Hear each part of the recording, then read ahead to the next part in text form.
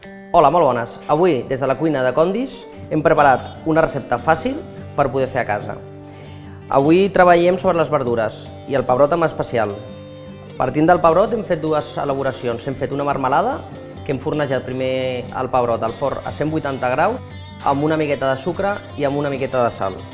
Un cop el tenim net, el deixem triturat amb una miqueta de sucre i el deixem cuinant durant 20-25 minuts. Ho reservem. Per una altra banda, hem fet un romesco però partit a pebrots.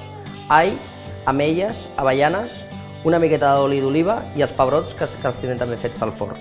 Ho triturarem tot i ho reservarem. Per una banda hem agafat també una tosta ben cruixent i hem fet unes verduretes, les verdures les que vosaltres podeu agafar.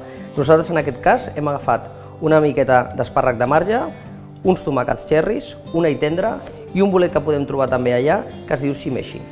Els hem escaldat amb una miqueta d'aigua bullint durant 2-3 minuts i després els hem refrescat amb aigua i gel. Per últim, els hem confitat amb una mica d'oli d'oliva en uns 90 graus. Un cop tenim totes aquestes elaboracions, només tenim que muntar-lo. El plat ens quedaria així. Desitjo que s'agradi molt. Bon profit!